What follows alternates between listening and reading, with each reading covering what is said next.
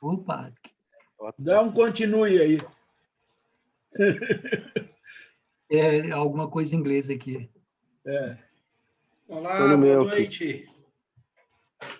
Boa noite, Alex. Tudo em Vai, paz? Alex, que ele veio te visitar, Alex. Eu estou vendo aqui, que maravilha. Bem-vindo aqui, irmão Gi. Tudo em Ei, paz, Alex, caminhando. eu fico feliz que você tenha recuperado da Covid, viu? Obrigado. Nós temos orado pela sua recuperação. Muito bom.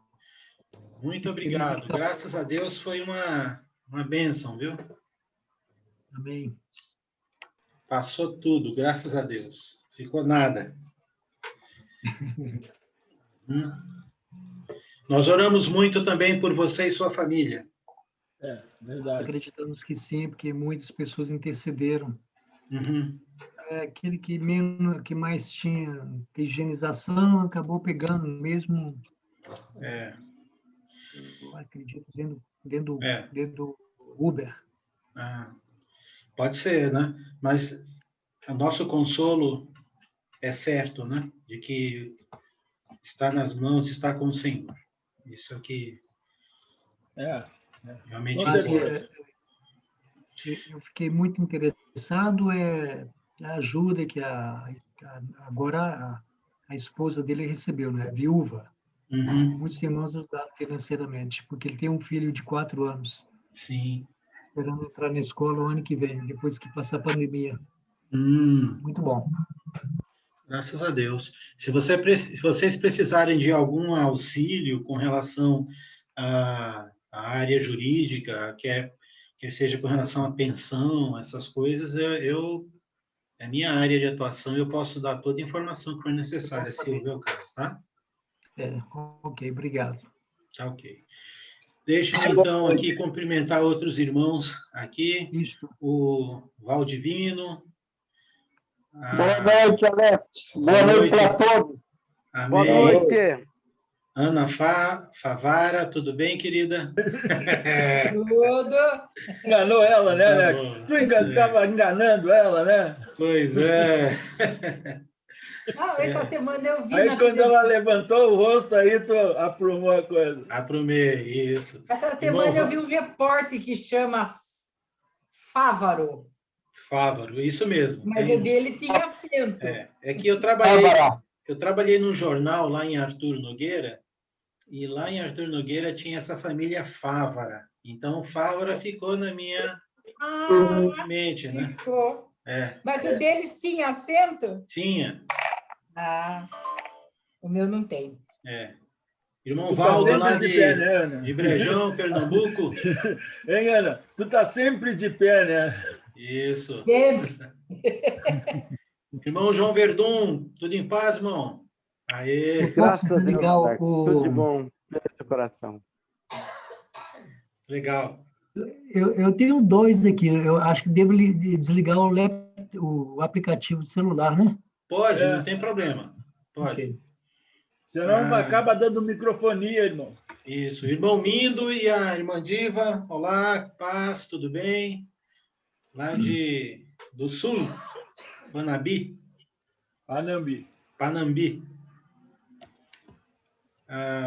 Nossa irmã Sandra também aqui, que Deus abençoe, entrou. Virgínia, boa noite. Boa A paz de noite. Cristo. Todos. Boa noite. Noite. Oi, seu Alex. Oi, dona Sandra. Eu tô tentando botar no meu tablet e não estou conseguindo. Mas eu tô te vendo. Pelo menos onde você tá funcionando aí, que é no... Tanto botar no tablet, que é grandão, né? É maior? Não tô conseguindo. Até lá, vamos ver. Vamos ver se eu consigo. Que pena. Compra um notebook, Sandra, fica maior ainda. Tem uma raiva quando eu não sei Viu, fazer. Sandra? Sandra, Oi? compra um notebook que daí fica muito maior. É o notebook, né? Não, mas o tablet é bom para mim, sabe? Aí, Ou então uma TV Smart 55 polegadas. Pois Na verdade, não, mas Elgir, tu tá brincando, mas dá, Elgir. A gente passado... Mas vai dar certo aí, viu? Oi, Nitinha.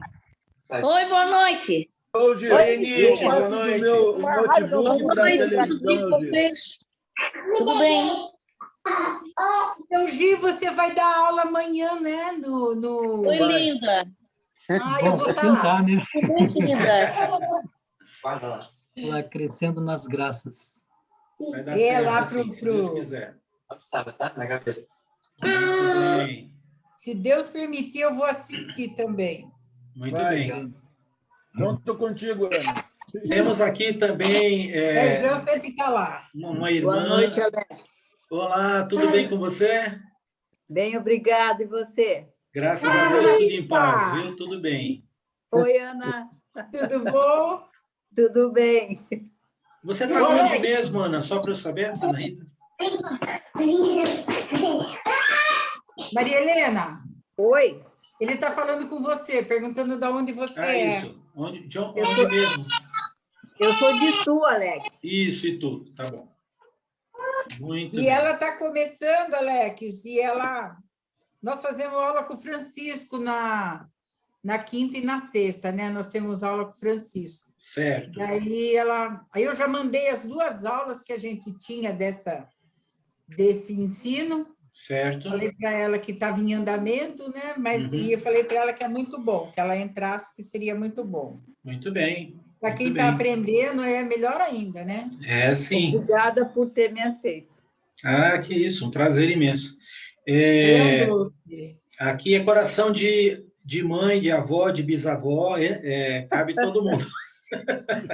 Tá ótimo. Obrigada. Sabe que eu Todo mundo congreguei... se aconselha. Bom, congreguei não, eu me reunia em Itu, eu me reuni por acho que uns quase 2 anos. Eu ia nos estudos bíblicos na casa do Renato. Ah, conheço muito. Isso. Ele é um irmão querido, a gente se conhece há muito tempo. Ele também foi meu dentista e toda quarta-feira, acho que foi em 2015, 2014, 2015, se eu não me engano. Aí eu ia nos estudos bíblicos lá, eu dava muitos estudos bíblicos lá no bate-papo, no grupo. Ele continua, só que agora é às terças-feiras. Ah, ok.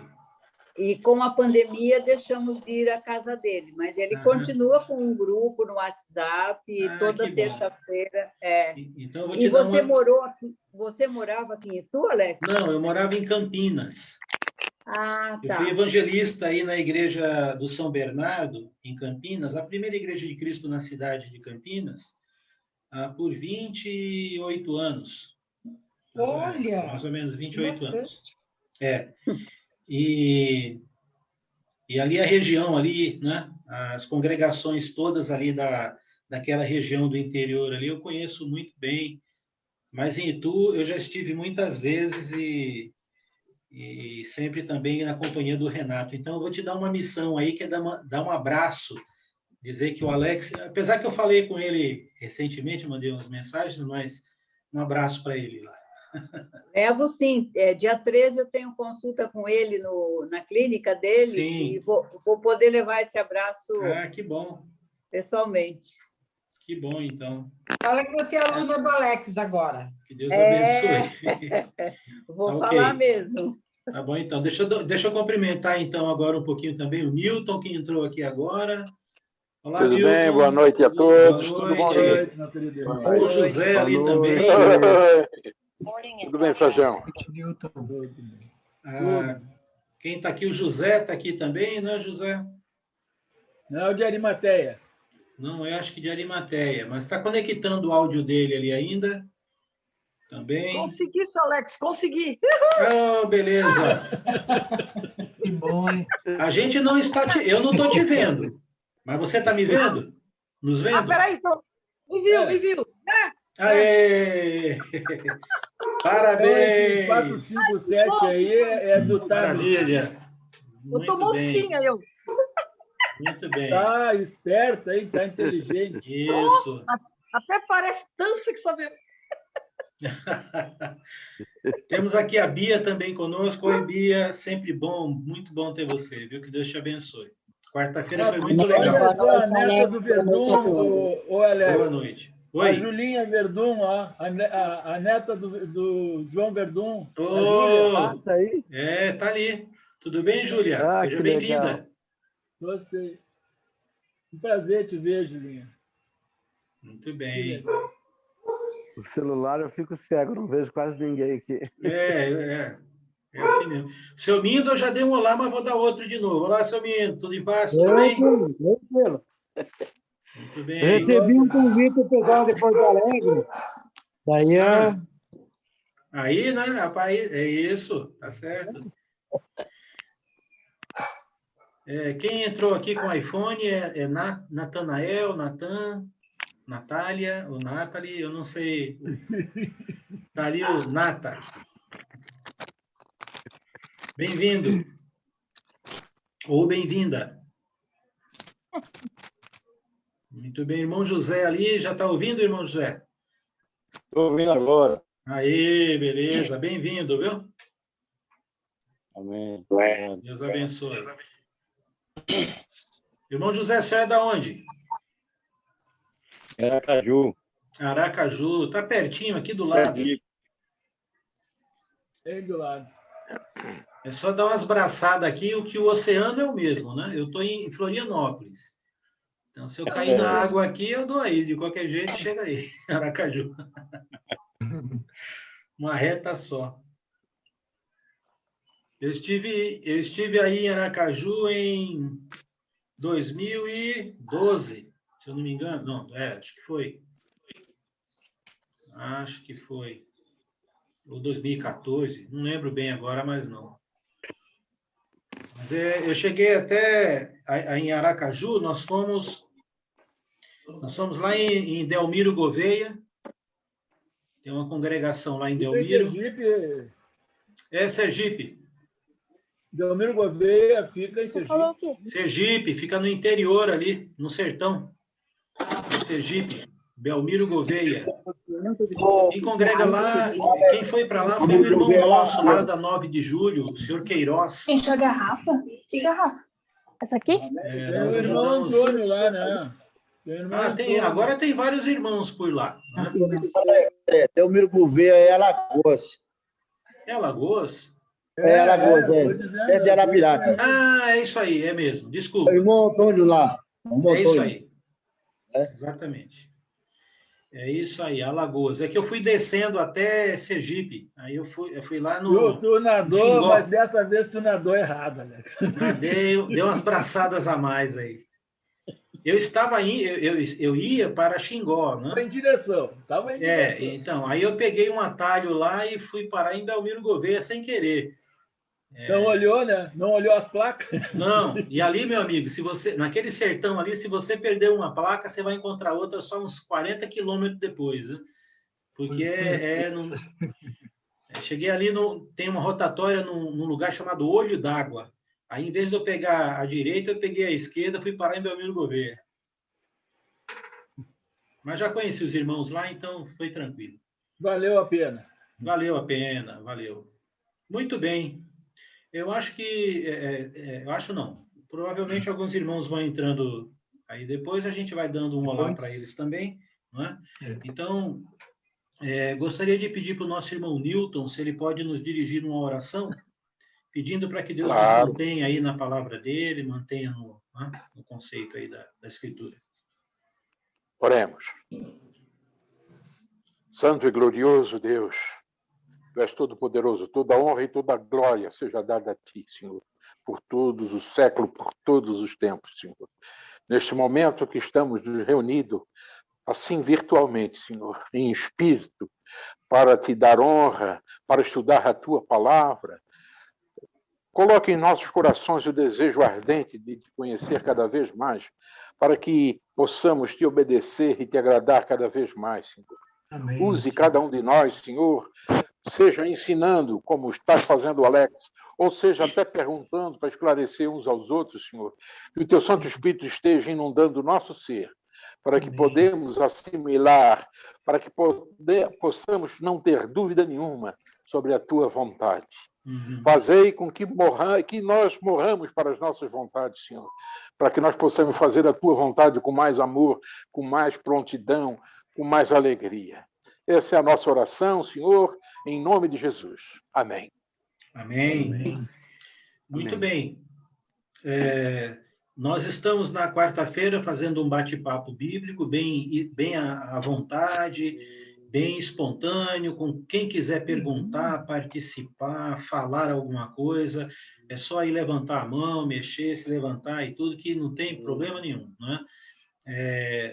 O nosso intuito nesses bate-papos, agora neste de quarta-feira, que estamos tratando sobre dicas, né? Sobre como estudar um texto bíblico, e aí a gente tem falado já sobre alguns assuntos e dado algumas dicas. Eu só quero relembrar rapidamente algumas delas aqui, até porque temos algumas pessoas novas, né?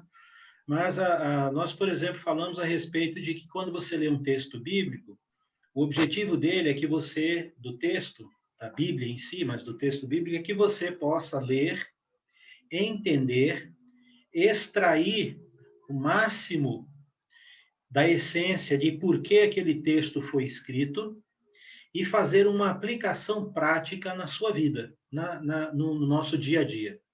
Agora, para que isso seja feito, para que a gente tenha êxito e a gente reduza muito aí a questão de erro, de interpretação, de entendimento, o bom estudante, o bom estudioso da Bíblia precisa tomar alguns cuidados. E aí nós vimos já que a própria Bíblia, a palavra de Deus, né, tanto no Velho quanto no Novo Testamento, ela usa alguns verbos para aplicar aquelas pessoas que querem conhecer bem as Escrituras. Por exemplo, em Salmo capítulo 1, Davi, o salmista ali, diz que feliz bem-aventurado é o homem ou a pessoa que medita na palavra de Deus de dia e de noite. Então, ali, a Bíblia está revelando para a gente uma técnica de entendimento da palavra. Quem quer ser feliz entendendo as Escrituras, precisa aprender a meditar nas Escrituras. A meditação na Bíblia não é aquela meditação hindu, aquela meditação da yoga, né, que é esvaziar a mente. Não. A meditação bíblica é exatamente encher a mente daquilo que a palavra está nos trazendo. É pensar, é uma técnica. Então, é importante que os cristãos aprendam a ser felizes por saberem meditar na Bíblia. Então, muitas pessoas ainda não sabem como meditar. Então, nós estamos fazendo algumas práticas aqui do que é isso. Que técnica é essa que a Bíblia coloca? Outra técnica que a Bíblia coloca está em Atos 17, quando o apóstolo Paulo diz que os de Bereia eram mais nobres do que os de Tessalônica, porque em relação às Escrituras eles examinavam. É outra técnica, né? O que é examinar um texto bíblico? Como é que um cristão faz para examinar? Ele tem que pegar uma lupa? Será que é isso, né? Ou será que é uma investigação mais acurada, uma atenção maior? E como se faz isso? Então, nós também vamos fazer alguns exercícios sobre essa técnica de examinar, né? Outro verbo é o verbo conhecer, que Jesus usou quando ele disse, conhecereis a verdade, lá em João 8, né? E a verdade vos libertará. Então, o que é conhecer a palavra, né? Essa intimidade, se familiarizar com um texto bíblico ao ponto que você domina, que você conhece bem aquele texto. Indica um relacionamento, né? Indica aí uma jornada de relação entre você e a Bíblia e o texto. Outra técnica também é o de esquadrinhar, né? Que é um tipo de exame. É examinar, só que com um detalhe. É como se você tivesse... vamos supor que alguém tem uma irritação na pele e tem ali um vermelhidão na coxa, um vermelhidão de uns 7 centímetros, 5 a 7 centímetros. Então, esse vermelhidão aí, você olha, então você examina ele, fala, nossa, está vermelho, ele coça, ele dói um pouco e tal, beleza. Esquadrinhar seria retirar um pequeno pedaço daquele vermelhidão e colocar no microscópio. E aí você vai analisar um pequeno pedaço, bem analisado, e depois você vai ter uma parte daquele todo que vai te ajudar a entender melhor. Então, esquadrinhar é quando você, por exemplo, num texto bíblico, examina um verbo, uma palavra, né? Você está lendo um texto bíblico e, de repente, aparece a palavra fariseu. Você fala, o que é isso? O que é fariseu? Então, você vai pensar, você vai parar um pouco o estudo do geral, você vai num dicionário bíblico, você vai procurar a palavra fariseu e vai ler ali, né? Ou vai na internet e você digita lá no Pai de Todos, lá, né? Que querem saber, e digita lá no buscador do Google ou de outro navegador, o que significa fariseu. E aí vai vir para você as informações. Então, hoje em dia, tem muita facilidade para você poder enriquecer o estudo bíblico usando, por exemplo, essas buscas da internet, ou baixando de graça, ou consultando bíblias, algumas bíblias de estudo que já vêm também com dicionário, ou tendo um dicionário bíblico, ou baixando também. Tem muitos de graça na internet que você pode usar, que você pode baixar, ok? Então, veja, essas técnicas já são em si bem suficientes, né? De esquadrinhar, examinar, de conhecer as escrituras, né? E de meditar nela. Então, nós temos praticado em alguns textos bíblicos isso. Outra dica que nós vimos dentro da questão do examinar e do esquadrinhar é quando você lê um texto e você, com um caderno do lado, você vai anotando as palavras que se repetem naquele texto. E também os verbos, né, como eles aparecem ali. Palavras e verbos são muito importantes, principalmente quando se repetem. Nós fizemos até um exercício lá no Evangelho de João, no capítulo 15, né, quando Jesus ele faz aquela metáfora, né, aquela alegoria, de que ele é a videira verdadeira, nós somos os ramos e o Pai é o agricultor. E aí nós vimos que naquele texto, cerca de 23 vezes aparece o verbo permanecer. 23 vezes. Em 2 versículos aparece 4 vezes. Então, quando você percebe que uma palavra se repete várias vezes num texto, é porque é um grande sinal de que aquela palavra ou aquele verbo que está sendo aplicado ali é a essência, é o ponto de partida para você entender o texto. Percebe isso? Então, se a palavra se repete algumas vezes, então a essência do texto, o entendimento do texto está girando em torno daquela palavra ou da aplicação daqueles verbos que estão aparecendo mais vezes. Isso é uma dica muito importante. Também a gente vai perceber no estudo das Escrituras que o sentido ou o entendimento de várias palavras que aparecem no texto, elas não devem ser consultadas num dicionário de língua portuguesa.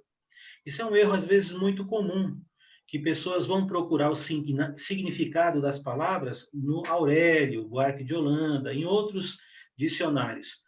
E não é adequado. Por quê? Porque as palavras usadas nos textos bíblicos, geralmente, elas têm um sentido espiritual, bíblico. E esse sentido, ele remonta à época em que aquela palavra foi usada. Por exemplo, a palavra batismo, não é? Assim como outras palavras, por exemplo, presbítero, batismo, diácono, são palavras que não são do vernáculo, não são originárias na língua portuguesa. São palavras que são da língua grega. E elas foram transliteradas. Então, esse fenômeno, transliteração, significa o quê? Significa quando nós, na nossa língua portuguesa, incorporamos uma palavra de outra língua com a mesma fonética. Por exemplo, hot dog. Hot dog, todo mundo sabe o que é, não é? Mas se você for traduzir, é cachorro quente, não é?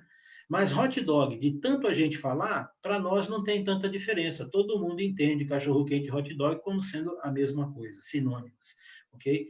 Mas falar hot dog, ou, por exemplo, vamos deletar esse arquivo, ou pega o mouse do computador, são palavras em inglês que já aderiu aqui à nossa língua, né, ao nosso vernáculo. Então, são palavras transliteradas, ok? Transliteração é isso, é quando você pega uma palavra de uma outra língua e você, na mesma fonética, você traz ela para a sua língua sem traduzir, ok? E aí fica uma transliteração.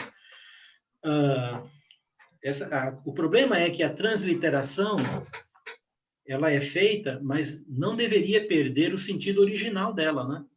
Não deveria. Mas só que quando ela sofre esse processo, muitas vezes essa palavra sofre alterações. Por conta do quê? Vou dar um exemplo aqui, para não ser muito pendante, aí a gente para um pouquinho. A palavra batismo, ela tem a raiz no grego do verbo bapto, que significa mergulhar, afundar, imergir, né?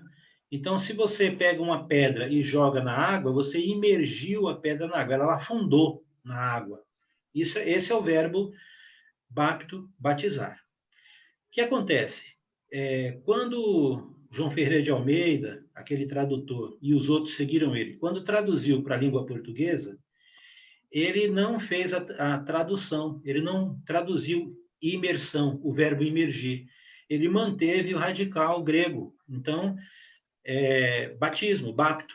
Ele fez uma transliteração. Agora, o que acontece? As palavras na língua portuguesa, assim como na maioria dos países, a fala viva, a palavra que é viva, né? A língua viva, com o passar do tempo, a língua ela sofre alterações de sentido. Uma geração pode dar sentido a uma palavra que é diferente do que aquela palavra originalmente significava quando ela foi usada, quando ela foi criada. Então, quando alguém estuda uma palavra na sua origem, na sua raiz, isso chama-se etimologia, que é o estudo de uma palavra na sua raiz, na sua origem. Quando a palavra sofre uma variação de entendimento, isso chama-se semântica, que é um processo em que a palavra falada sofre alteração do seu sentido. Então, veja bem, o verbo bapto, ou baptismo, em grego, é o verbo imergir. Imergir. Aplicado aos textos do Novo Testamento, era imersão em água. Por quê? Porque poderia ser imerso em leite, em vinho, mas nos contextos a imersão se dava no Rio Jordão, por exemplo, em água. Ok? Então, com o tempo, batismo deixou de ser aí, então, um verbo e ele passou a ser usado como adjetivo ou num sentido até de substantivo. Por exemplo, pessoas que praticam capoeira, quando eles vão mudar de uma faixa para outra, né? Isso chama-se batismo. Então, na capoeira tem o batismo. Para quem pratica capoeira, se falar vai ter um batismo, significa que aquela pessoa vai mudar de faixa, uma faixa branca para uma amarela e assim por diante. Quando um navio vai ser lançado ao mar, se quebra um champanhe, se revelando, simbolizando o batismo do navio, certo?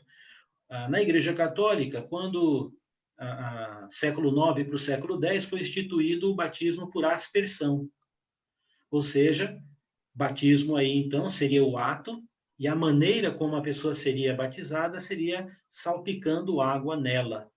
Depois, também a Igreja Católica criou e permitiu o batismo por efusão, que significa o quê? Derramar água na cabeça. Um é salpicar, o outro é derramar a água na cabeça. Ok? A palavra evoluiu tanto que, recentemente, dos anos 80 para cá, até gasolina passou a ser batizada, representando o quê? Uma alteração, uma fraude. Então, veja como uma palavra, o verbo aí, batizar, né? Ou qualquer palavra, pode assumir várias interpretações e entendimento ao longo do tempo. Bem, quando você vai estudar um texto bíblico, tem que tomar cuidado, porque pode ser que o seu entendimento sobre aquela palavra seja um entendimento contaminado. E aí você precisa ir na etimologia para ver qual era o sentido desta palavra quando ela foi usada naquela época, naquele contexto, por Jesus ou pelos apóstolos. Então, olha só, eu estava uma vez lá em São Sebastião, em São Paulo, visitando uns irmãos lá, e nós fomos num almoço e tinha uma senhora presbiteriana, e aí nós começamos a bater um papo, e ela entrou nesse assunto, né? Ela falou assim, eu não sei por que as igrejas, né, discutem tanto sobre batismo, né? Porque na igreja metodista, eles batizam crianças e também usam o batismo por aspersão. E aí, na conversa, eu disse para ela, mas não há nenhum problema, não há nenhuma questão de entendimento errado nos textos bíblicos, porque todas as vezes onde aparece a palavra batismo, batizar, o verbo contraído, a senhora deveria entender ou ler como imersão. É só traduzir, porque a palavra foi transliterada, não foi traduzida. Ela ficou assustadíssima, porque ela nunca tinha pensado nessa possibilidade, nisso. Então ela disse, quer dizer que toda vez que aparece lá batismo, quando Jesus foi batizado, significa que ele foi imerso na água? Eu falei, exatamente. Essa é a tradução da palavra. Então não há confusão. A confusão existe, por exemplo, dizer que uma pessoa foi batizada por aspersão. Aí é um absurdo, porque como que ela pode ser imersa salpicando água nela? Então, isso só acontece porque a palavra sofreu uma variação. Está entendendo o que eu estou querendo dizer aqui? Que se você quer se tornar uma pessoa que vai entender um texto bíblico, essa técnica de examinar, esquadrinhar, de conhecer e de meditar é muito importante, porque às vezes você vai se deparar com uma palavra e você corre o risco de entender o texto errado se você for buscar uma fonte contaminada sobre a interpretação daquela palavra. Por isso, um dicionário bíblico, eu mostrei na semana passada, mas eu ainda vou postar depois a lista de tudo, é que eu queria falar antes, né? Desses livros e de sugestões, aí eu vou postar no grupo para que você tenha. Mas hoje, com a internet, você pode colocar lá, dicionário bíblico de graça, e tem vários dicionários lá que você pode baixar e até digitar a palavra, que vai sair aí, a etimologia dá para você pesquisar. Mas isso evita muito erro de interpretação, mas muito de entendimento, né? Que é conhecer as palavras. Outra dica que nós falamos tenha pelo menos umas 2 ou 3 traduções da Bíblia. João Ferreira de Almeida é muito usada, a Nova Versão Internacional também, a Bíblia na linguagem de hoje. Então, você pode ter Bíblia século XXI, Bíblia de Jerusalém, a Mensagem, tem muitas, né? Que não podem ser confundidas com Bíblias de estudo. Bíblias de estudo, elas têm, por exemplo, geralmente é o texto de João Ferreira de Almeida, ou corrigida ou atualizada, e é só de estudo por quê? Porque a editora ali, ou aquela igreja ou editora, quando pegou o texto, colocou lá da Bíblia, e ela fez um estudo, e tem lá, às vezes, uma chave bíblica, uma concordância bíblica, livros uma área de introdução aos livros da Bíblia e um comentário. E aí nós temos que tomar cuidado, porque, embora essas Bíblias sejam boas, você precisa saber usar. Eu não sei se você já comeu uma traíra feita na brasa. É uma delícia, mas tem que tomar cuidado com a espinha, né? Então é o seguinte, você vai usar a Bíblia de estudo, não cai naquele erro de entender o texto usando lá o comentário de quem escreveu. Só isso. Tem muitos erros e tem muita tendência também, muita tendência. Inclusive, tem tendências até nas traduções, né? A própria João Ferreira de Almeida, ela foi traduzida em partes por João Ferreira de Almeida e ela foi concluída pelo o parceiro dele, um holandês, né? E mais um outro senhor que terminaram lá a tradução e atribuiu a João Ferreira de Almeida a tradução inteira. Mas João Ferreira de Almeida, ele era um cristão de uma ordem denominacional, e ele se converteu muito cedo, também morreu cedo. Ele teve uma formação religiosa católica, depois ele se tornou, entre aspas, protestante, né, evangélico, e ele foi missionário em alguns lugares, né, na Índia, por exemplo, e tal. E ele traduziu a Bíblia não do texto da Vulgata, que era a tradução católica adotada no mundo inteiro para o português, né, para o latim. Ele foi direto nos textos, porque ele era um linguista, ele conhecia bem a língua grega, e ele foi nos textos grego e parte também em hebraico, fazendo a tradução. E ela é considerada uma das melhores traduções, né? A primeira que veio para o Brasil aqui, 1860 e pouco, foi a Corrigida. E se chama Corrigida porque o português de Portugal, por português falado aqui no Brasil, algumas palavras têm sentidos diferentes, a maneira como você pode colocar na fraseologia, embora a gramática seja a mesma. Então, ela precisou passar por algumas correções para entrar aqui no país, no português aqui do Brasil. Depois ela foi atualizada, ela teve uma primeira atualização, uma segunda edição, e agora temos uma terceira, já recente, né? Atualização. Então, a João Ferreira atualizada por quê? É porque o texto tem sido melhorado ao longo dos anos por uma junta de eruditos, de linguistas, né? Então, a terceira edição é a melhor em relação à primeira, né? Porque os textos vieram sendo trabalhados e tal. E como toda tradução, o tradutor, ele vai, no sentido dele, escolher a melhor palavra que ele entende, que traduz o sentido do original, nós temos alguns problemas de tradução, e eu queria mostrar um deles hoje para vocês. Mas antes de mostrar esse probleminha de tradução, na João Ferreira de Almeida, eu queria parar um pouco aqui para ver se está todo mundo antenado. Lembre-se que está sendo gravado e que depois eu posto. Aí, se você perdeu alguma coisa, você pode ouvir novamente, né? Sem problema algum, tá bom? Alguém tem algum comentário, pergunta ou dúvida, tanto do que falamos agora, dessa pequena revisão, ou das outras duas que a gente já teve, bate-papo? Fique à vontade.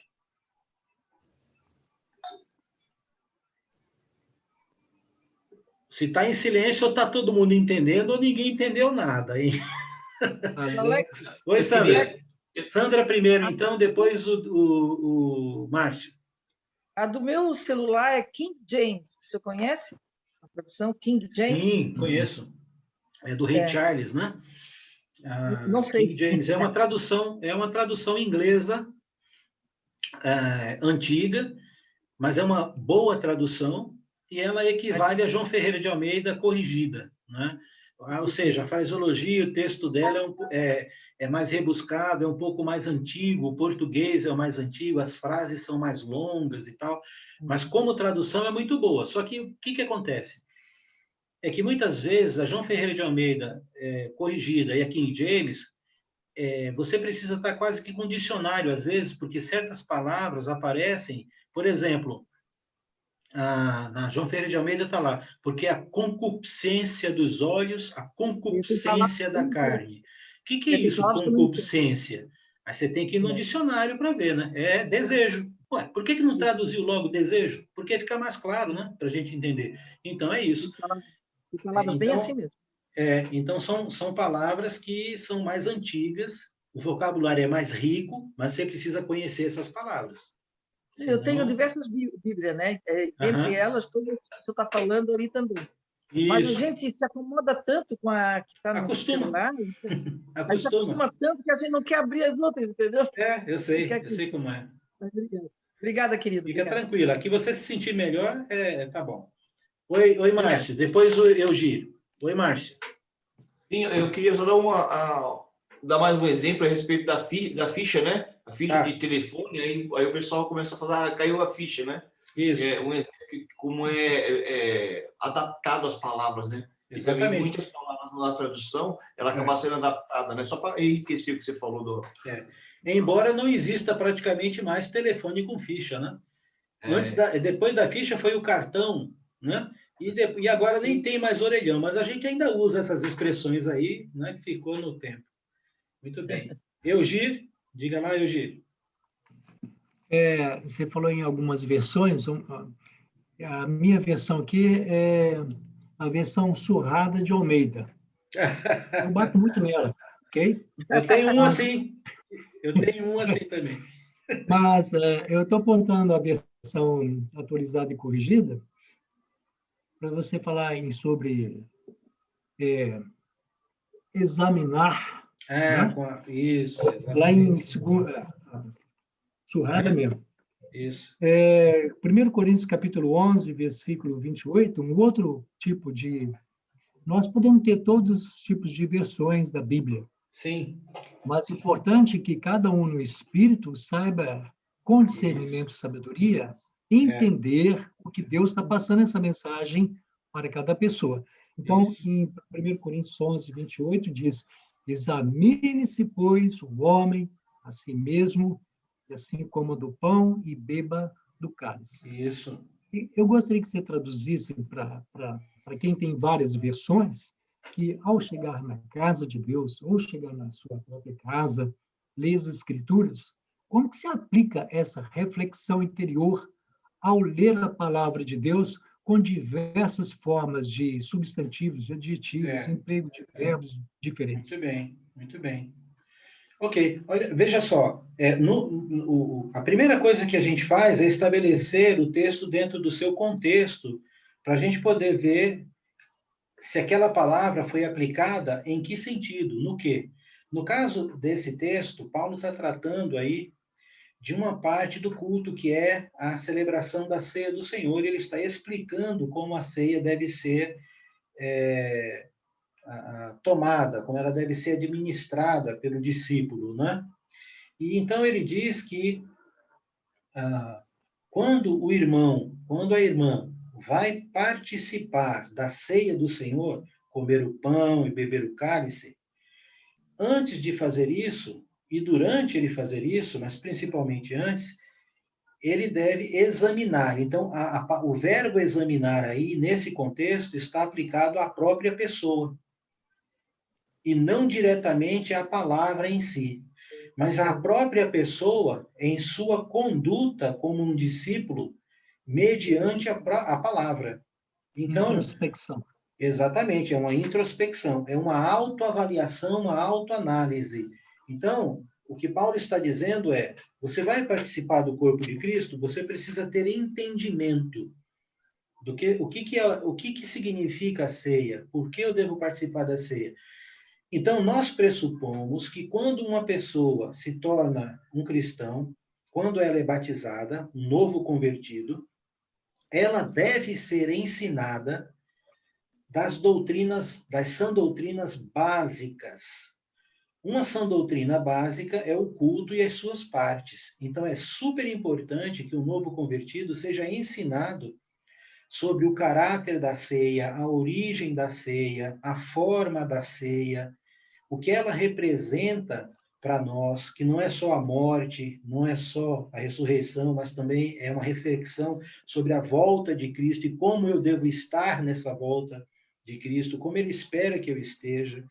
Então, toda essa base que é dada antes, no ato da nossa vida como cristão, na hora da ceia, o cristão deve usar para se examinar. Será que eu estou apto para participar da ceia? Como está a minha vida com os meus irmãos, os meus relacionamentos? Como está meu relacionamento em casa, com a minha família? Como está o meu relacionamento com Deus? Como está a minha vida em si, no aspecto de como eu estou vivendo segundo a vontade de Deus? E é muito comum, inclusive, pegando um gancho, alguns irmãos confundirem isso com o fato de que a ceia é um momento em que eu peço perdão, né? É muito comum os irmãos, às vezes, quando vão celebrar a ceia, sempre ficarem pedindo perdão, por conta dessa reflexão. Mas entenda, o propósito da ceia não é abrir uma porta para a gente pedir perdão. O propósito da ceia é que nós em adoração, lembremos do sacrifício de Cristo. Lembremos do que ele fez por nós, do que Deus permitiu que ele fizesse por nós. É de adorá-lo por conta disto. Mas no ato preparatório, esse autoexame é para que você possa, então, participar. Se alguém aí se achar digno, vai ser bem complicado, porque nós não somos dignos de participar da ceia nunca. O que nos torna digno é Cristo. Então, por meio dele, aí nós podemos ter comunhão com Deus, comunhão com ele, por meio do sacrifício. Se tirar o sacrifício e ficar só você, é indigno. Não tem como tomar ceia mecanicamente e isso ser correto, não é? Então, essa reflexão é necessária. Então, o que nós fizemos aqui? Nós fizemos uma meditação com base, uma reflexão com base numa pergunta, né? Muito obrigado, Gil. Eu vou fazer mais uma pergunta, deixar os outros irmãos falarem. Lá está escrito Jesus falando para seus discípulos, em João 5,39, Jesus falou, examinais as Escrituras, porque julgais ter nelas a vida eterna, e são elas mesmas que testificam de mim. Havia só uma versão, uma só Bíblia, naquele tempo. Hoje nós temos centenas. Como que a pessoa pode examinar nas diversas versões bíblicas de hoje aquela que se aproxima do verdadeiro contexto espiritual para as pessoas tomarem decisões? Como que ela faz essa comparação? Para saber qual que é a tradução original mais verdadeira.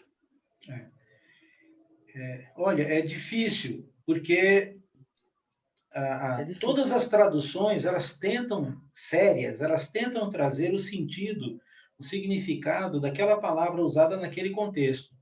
Mas, para enriquecer, é sempre bom o estudioso da Bíblia procurar, no mínimo, as 3 versões daquele texto para ampliar um pouco, né, a sua visão. E se a pessoa puder, ela também procurar ler aquele texto numa Bíblia, aqui já é um pouco mais profundo, né? Interlinear, grego-português. O que significa uma Bíblia interlinear? É uma Bíblia em que tem o versículo, a frase escrita em grego, e literalmente abaixo de cada palavra tem a tradução em português. Geralmente essas Bíblias, numa segunda parte, ela também tem um dicionário, ou tem uma chave, ou concordância bíblica. Então, quando você tiver em dúvida sobre algum texto, algo assim, então você pode recorrer àquela concordância, e a concordância vai te ajudar a entender aquela palavra para te dar o sentido em que aquela palavra aparece na Bíblia em outras passagens e assim por diante. Por exemplo, nós vamos fazer um teste mais para frente com o verbo adorar, a palavra adoração. E aí você vai ver que, por exemplo, só vou dar um exemplo aqui, tá? Para a gente entender essa problemática que o Eugir colocou aí, que é importante demais. Jesus, ele foi reconhecido e foi ensinado e pregado como Filho de Deus para o povo depois de quando? Quando ele estava vivo ou depois que ele morreu? O que vocês acham? De novo, Sala. Pergunta de novo. Ele estava vivo. Quando Jesus começou a ser adorado, foi após a morte dele, quando se começou a ensinar quem ele era para o povo, ou antes? Após a morte dele. Depois. Depois. Okay. Tá vendo? Então, é comum, antes ou depois. Por que é comum isso? Porque quando nós vamos ler alguns textos que se referem a Jesus ainda vivo, como, por exemplo, o da mulher samaritana, ou daquela mulher sírio-fenícia que falou para Jesus que até os cachorrinhos se alimentam, né? E tal. Há textos em que diz lá, e prostrando-se o adorou. A pessoa o adorou. Se prostrado, o adorou. Né? Então, em português, aparece lá adoração, o verbo adorar, né? E aí nós pensamos o quê? Então Jesus foi adorado por aquela mulher, ela se ajoelhou diante dele e o adorou. Ela reconheceu que ele era o Filho de Deus. Esse é um entendimento que não é adequado. Não é. Por quê? Porque quando você vai estudar a palavra original, no texto original, que foi traduzida como adorar, você vai lá na etimologia, você vai ver que aquela palavra, né, às vezes são 2 ou 3 palavras que vão aparecer, geralmente mais comum 2 em grego, para adorar, né? Procrastineu e latreio. Essas 2 palavras, não necessariamente elas são usadas para adorar no sentido de uma adoração a um Deus. Essas palavras também significam um ato de reconhecimento de autoridade, de reverência, como alguém que se prostra diante de um rei, não é? Como os japoneses fazem aquele ato. Então, é uma espécie de reverência, é uma espécie de reconhecimento, de cumprimento a uma pessoa que você atribui honra, respeito. Então, vamos lá. Então, seria coerente nós entendermos que uma mulher estrangeira que pediu para que Jesus fizesse um milagre, e ele fez um milagre, porque ele era conhecido. Ao final, quando ela se ajoelha, ela estava entendendo que ele era o Filho de Deus? Será que ela estava entendendo? Se nem os apóstolos entenderam isso, né? Lá, Pedro falou, tu és o Filho de Deus, tu és o Cristo. Aí Jesus falou, olha, tá certo e tal. Mas mesmo depois de Mateus 16, a gente vai perceber que os apóstolos ainda não tinham dúvidas, né? Isso foi se sanando com o tempo. Então, o melhor entendimento, no caso, de usar ali o verbo adorar para aquela mulher, não é no sentido de que que Jesus estava sendo adorado como Filho de Deus. Jesus não era conhecido como Filho de Deus. Ele era conhecido como um homem de Deus, como um rabino, como um mestre, talvez um profeta, mas não o Messias. Até porque, quando ele perguntou para os discípulos quem que o povo dizia que ele era, ninguém disse, dizem que o Senhor é o Messias, o Cristo. Ninguém. Por quê? Porque não era essa a concepção que as pessoas tinham. Então, você precisa tomar muito cuidado quando você está lendo, porque aquela palavra ela pode ter 2 ou 3 significados. Vai depender do quê? Do seu contexto. Do seu contexto.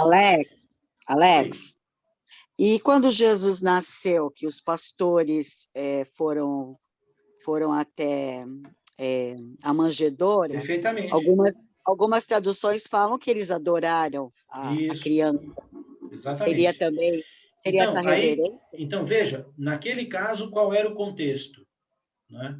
Deus ou anjos foram enviados para revelar quem era que estava nascendo ou não? Sim. Sim. Então, o contexto ali deixa claro para a gente que houve uma intervenção divina que explicou quem era aquela pessoa.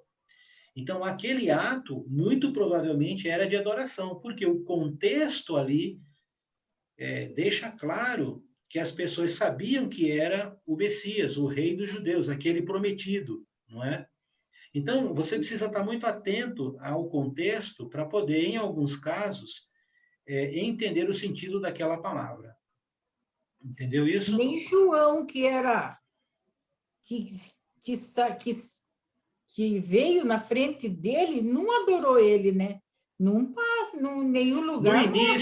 No início do apostolado, do chamamento, nenhum dos discípulos tinham a noção ainda, a ideia de que Jesus era o Filho de Deus. João Batista. Sim, João Batista é um caso atípico, né? Alex, o João, né? Ali acho que é o primo de Jesus, né? Sim, Batista. Não.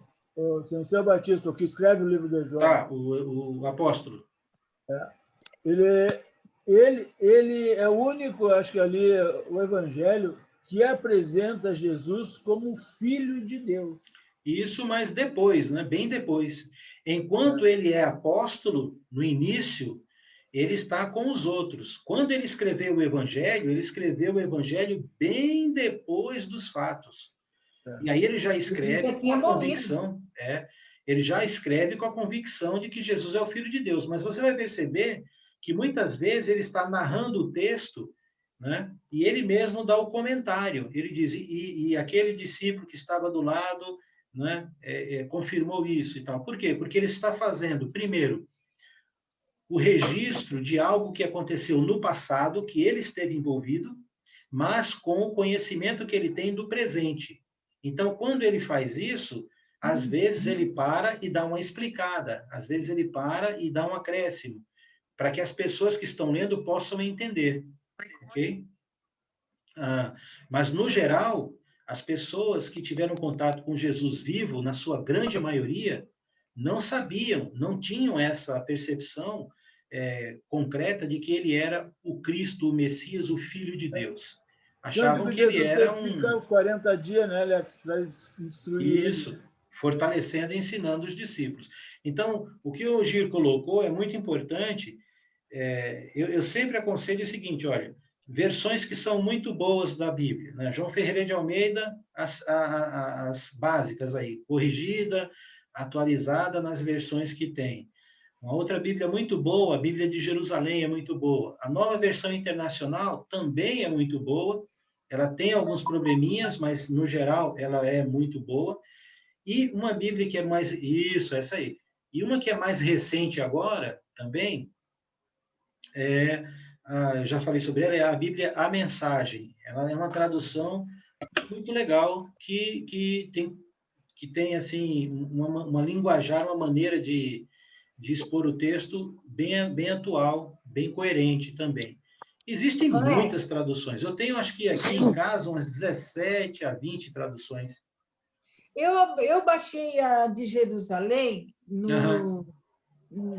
mas eu não gostei, porque eu estava lendo Daniel, que eu estava fazendo Daniel e seu João, tem os trechos apócrifos lá.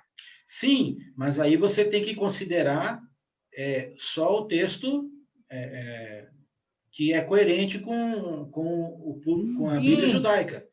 Para nós que conhecemos, mas se a gente falar para alguém que não conhece, aí Olha, eu já estudei, depois que você explica isso, porque os textos acrescentados na Bíblia de Jerusalém é só no Velho Testamento.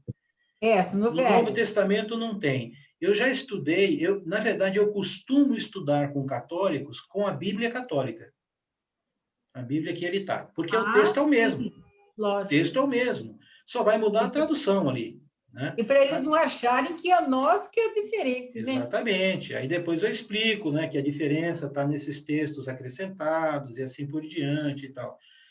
Mas se você vai examinar um texto bíblico, é importante você ter mais de uma versão da Bíblia para que você possa já comparar os textos, e aí alguma coisa que te chame a atenção, você vai para um dicionário bíblico para você pesquisar aquelas palavras, e aí você vai uma concordância bíblica para ver se aquele texto está às vezes o texto se repete, né? No caso dos evangelhos, tem textos que se repetem em 2, 3, até nos 4 evangelhos. Então, é bom você ler. É muito comum um evangelho tratar de um texto de uma forma, e você vai para outro evangelho e ele enriquece mais ainda. Ele tem coisas que não estavam naquele que você leu, e você amplia mais o seu entendimento.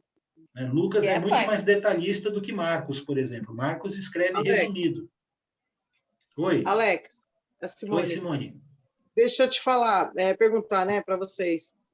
Quem que deu a veracidade assim de qual livro seria certo e qual livro não estaria certo para compor a Bíblia, no caso? Num primeiro Você tem essa noção? Claro. Num primeiro momento, tem a Bíblia do Velho Testamento e do Novo. Então, eu vou falar do Novo. Num primeiro momento, o Novo Testamento, ele tem a gente tem o que se chama de cânon, né? Cânon é o grupo de livros que formam o Novo Testamento, né? São os 27 livros ali que formam o Novo Testamento. 39 no Velho, 27 no Novo. Esses 27 livros são os livros inspirados por quê?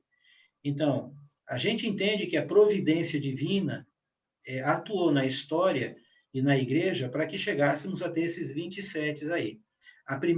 O primeiro fundamento é que todos esses livros eles circulavam como cópias nas igrejas do primeiro século, enquanto ainda havia apóstolo vivo.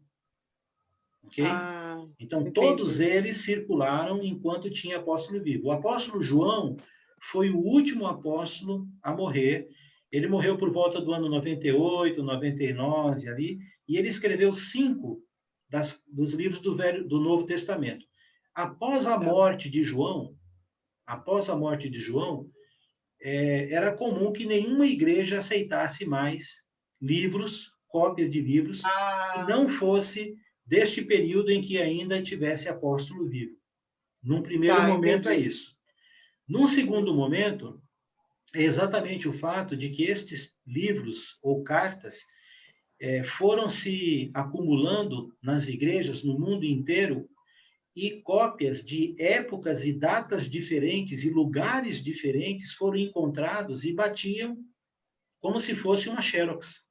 Pouquíssimas alterações. Então, vamos supor, foi encontrado lá no Egito uma cópia do Evangelho de João, e aí foi encontrado outro na Capadócia, outro foi encontrado em Roma, e quando juntou, é a mesma coisa. Então, no caso do Evangelho de João, existem cerca de 4.000 manuscritos.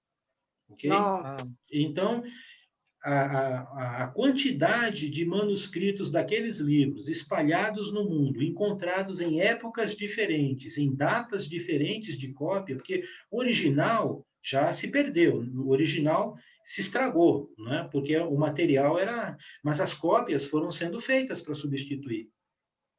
Também as técnicas de copiar elas eram extremamente rigorosas.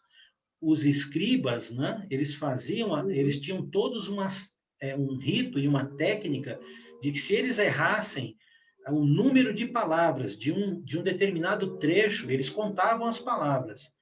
Se errasse, eles rasgavam aquela cópia e começava outra novamente. Não podia ter erro. Era algo muito rigoroso, né, para ser feito. Coisa bem rigoroso. Agora, Jerônimo foi um cara, no início da Idade Média ali, que ele fundamentou os 27 livros, quando ele, então, escreve, né, com base nos relatos dos pais da igreja, dos manuscritos deles, porque, por exemplo, tem um cara chamado Policarpo, né? Policarpo, ele foi discípulo do apóstolo João. E Policarpo, ele se tornou um presbítero da igreja, e ele escreveu cartas, por exemplo, para a igreja de Corinto. Cartas muito legais, falando sobre o evangelho, citando várias passagens e tal. Então, estes homens, São Clemente de Roma, são chamados de pais da igreja. Mas por que as cartas deles não estão no Novo Testamento? Embora tenha sido até discípulo de João. Porque ele era discípulo de João, mas escreveu depois e também não teve a aceitação no sentido de que todas as igrejas entendessem que aquela escrita seria inspirada. Entendeu? Entendi. Beleza. Tem mais coisa, mas aí já deu para dar uma... Deu para entender. Não, deu sim, deu para entender. Eu sempre tive essa curiosidade. Tá certo. Oi. O Fernando estava com a mão ligada, aí o Nildo também estava com o microfone aberto. Obrigado, meu irmão. Me ajude aí, viu? Porque eu vou falando aqui, eu termino não vendo. Então, vamos lá. Fernando, depois Newton.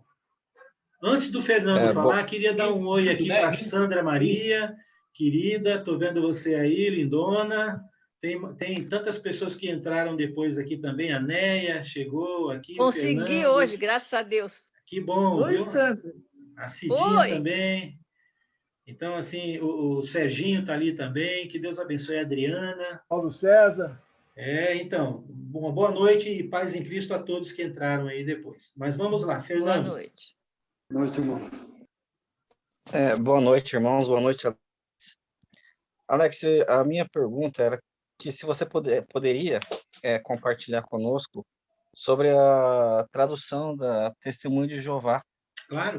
Se você interessa, porque a gente sempre ouve, né, que tem coisas que são mal traduzidas, ou traduzido de uma forma diferente. Se você pudesse dar uma luz para nós, seria interessante. Tá bom, essa tradução chama-se Tradução Novo Mundo, né? Que é a tradução feita exclusivamente por tradutores que são Testemunhos de Jeová. E aí, o que acontece? Ela é considerada até uma boa tradução quando você observa o seguinte.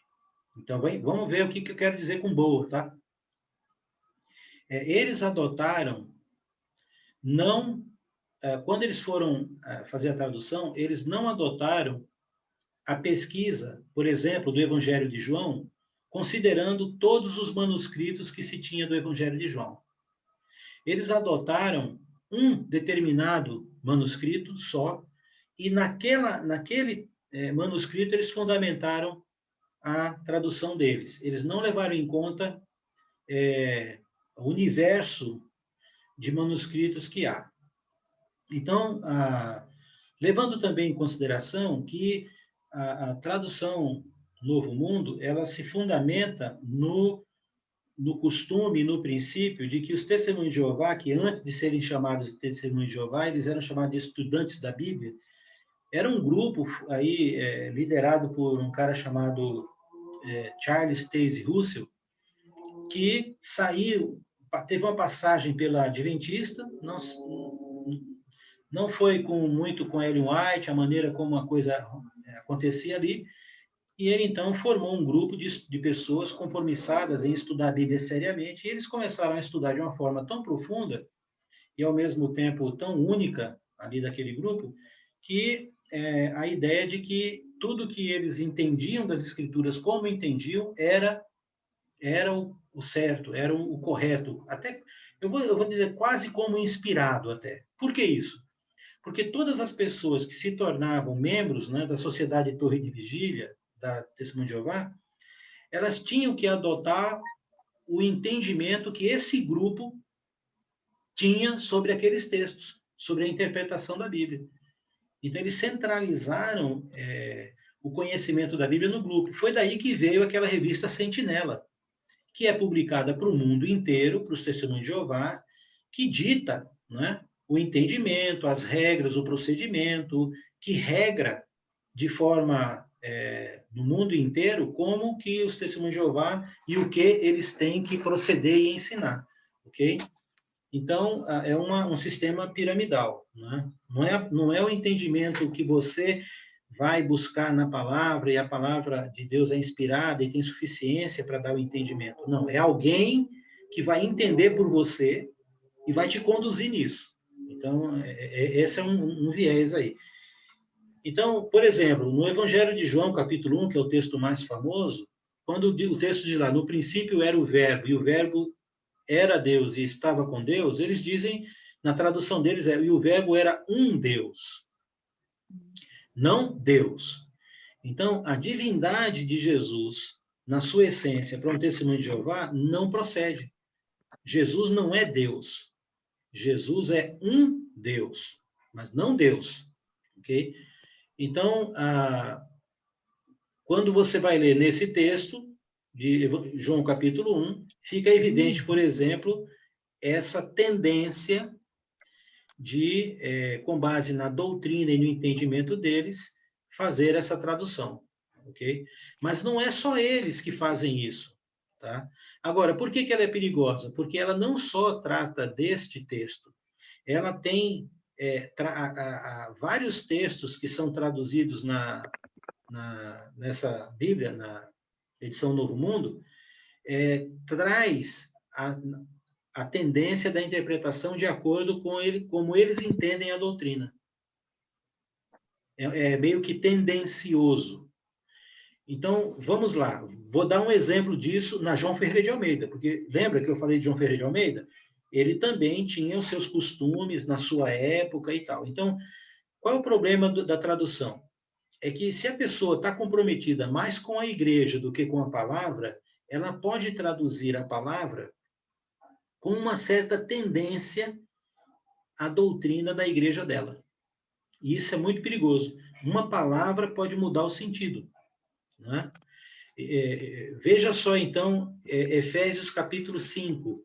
E aí a gente vai ter uma visão do que os testemunhos de Jeová fizeram, vendo que João Ferreira de Almeida também fez. E no caso dele foi até uma coisa meio simples, mas só que isso gerou já e criou muita polêmica, não é? Em Efésios, no capítulo 5, eu uso muito esse texto porque ele é bem conhecido. Tem outros textos, mas eu prefiro usar esse. Lembre que capítulo, versículo e cabeçalho que tem nos textos não fazem parte do texto original. Essas marcações e explicações aqui foram acrescentadas pelos editores, né? 5 quanto, Alex? Oi? 5 quanto? 5, 21. 5, 21. Oi, Santana, você está acompanhado aí? Pois é, Alex, beleza? Estou vendo, beleza, graças a Deus. Que bom. Cheguei na... Parece com você, ele é careca, né? Pois é, puxou o voo, igualzinho. Puxou o voo, é carequinha igual ele, então tá feio. Mas tem uns careca aqui também na sala, viu? Vamos lá, então. Olha lá. Santana. É isso aí. Meu amigo, quanto tempo aí? Você viu aí? Serginho tá aí, ó. Beleza. Vamos lá, então. Olha lá, Efésios capítulo 5, versículo... Eu vou ler o 20 e o 21 aqui, só para dar uma pequena sequência, né?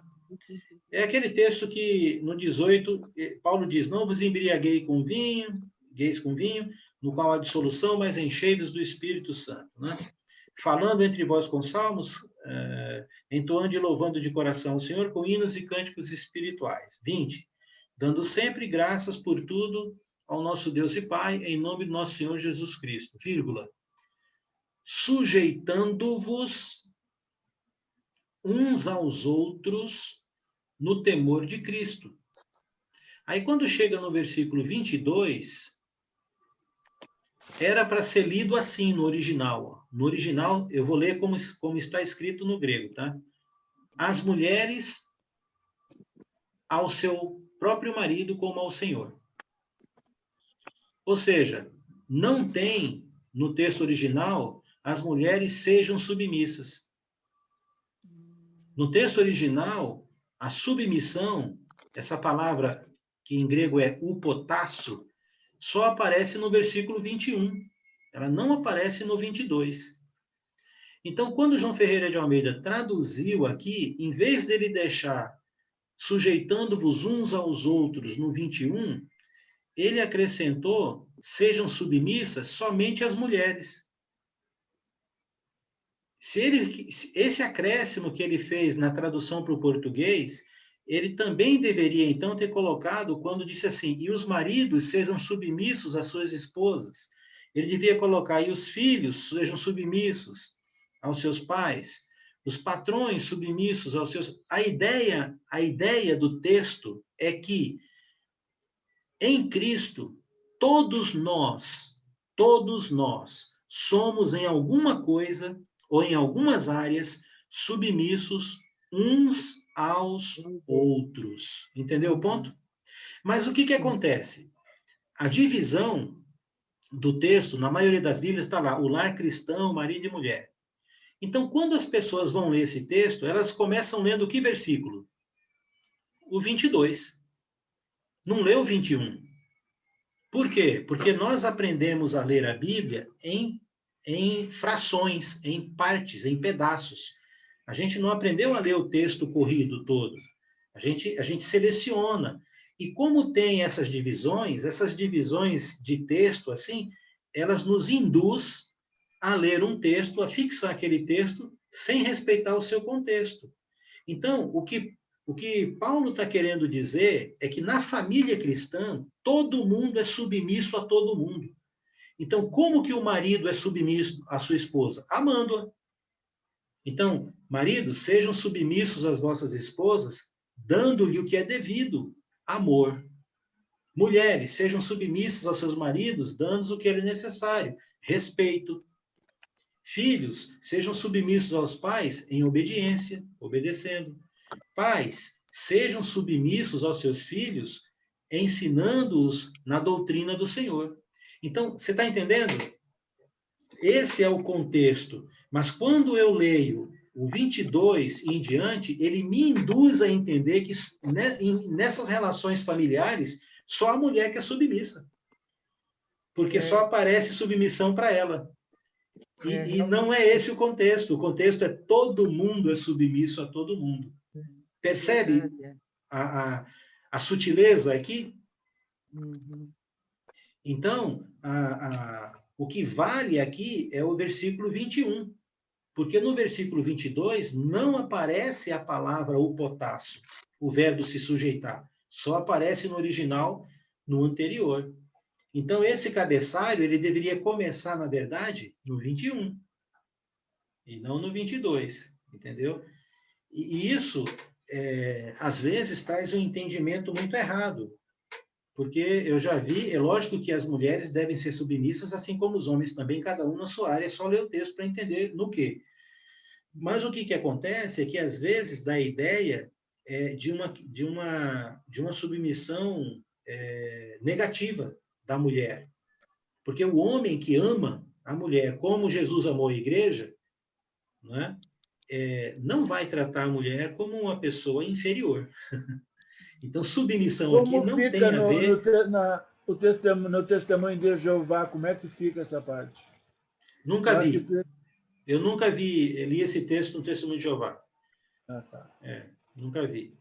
Porque a tradução Novo Mundo, ela traz conceitos e erros de tradução, mas é com base a tomada de entendimento usando apenas alguns manuscritos restritos e não levando em consideração uma análise da maioria dos manuscritos, dos textos. Entendeu?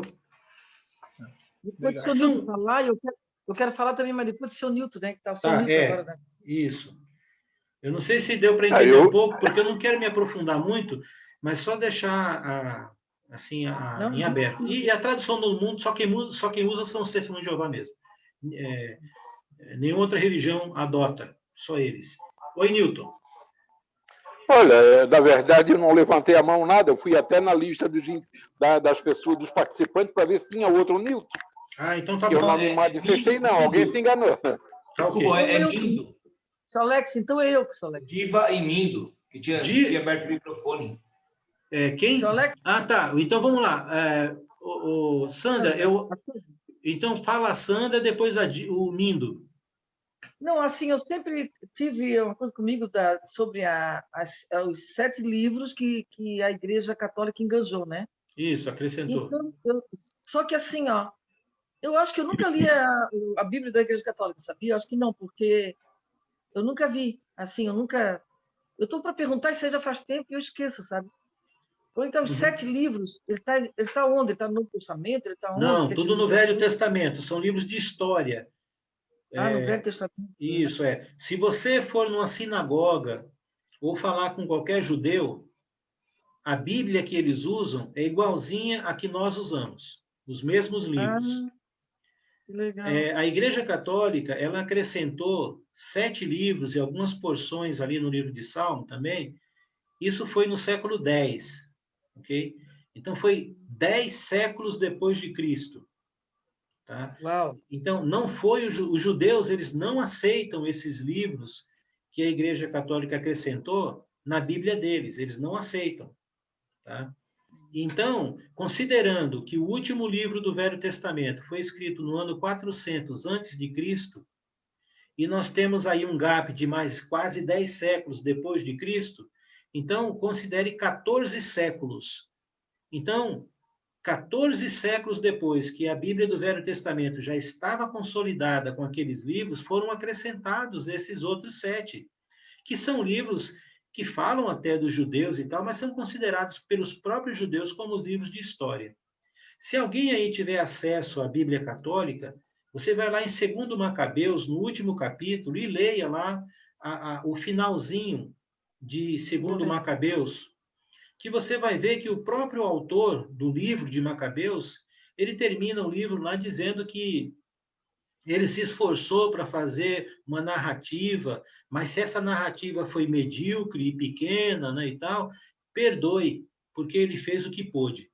Então, como é que um autor inspirado escreve um livro e quando ele termina um livro inspirado, ele vai pedir perdão porque ele escreveu algo que nem ele mesmo garante que está escrito de forma coerente, né?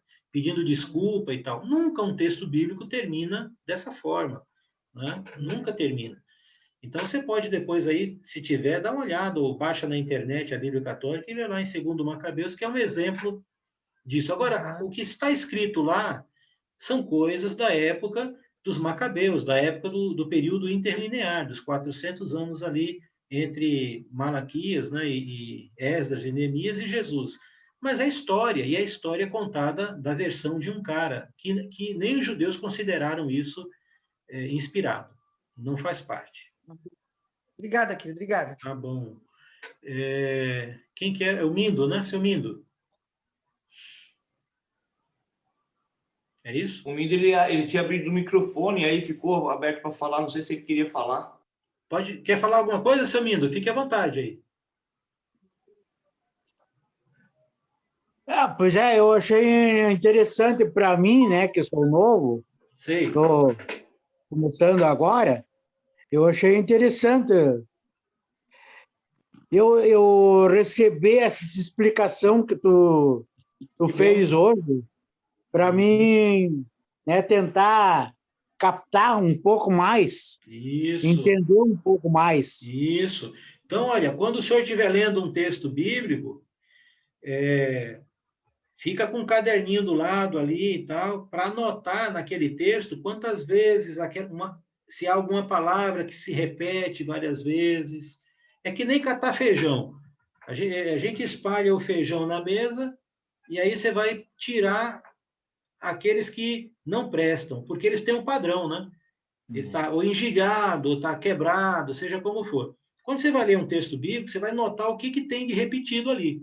Se tiver uma palavra que se repete muito, muito provavelmente aquele texto ele está querendo falar alguma coisa sobre o sentido daquela palavra.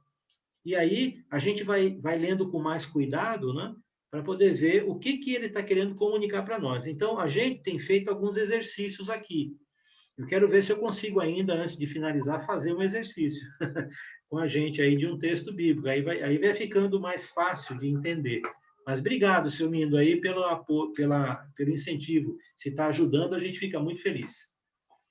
Sim. Muito obrigado. Bem. Alguém mais com o coração ardendo aí que quer falar alguma coisa? Senão a gente caminha um pouco mais aí. Vamos lá.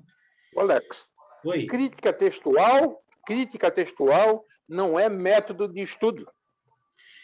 É uma ferramenta. Mas não é um método, mas é uma ferramenta de entendimento. Por exemplo, né? Saber quem escreveu aquele texto. Vamos imaginar o seguinte, eu já vi muitas pessoas dizendo assim, ó, a gente tem que dar sem nada receber. E aí eu perguntei para a pessoa, mas onde está isso? Ela falou, está na Bíblia. Aí eu fiz uma crítica textual. Eu perguntei, em que lugar, né, que livro, capítulo, versículo está? Aí a pessoa falou assim, eu não sei, eu não lembro não, mas eu sei que está na Bíblia. Aí eu falei para ele, olha, na verdade não está na Bíblia. O que está na Bíblia é que é mais bem-aventurado dar do que receber.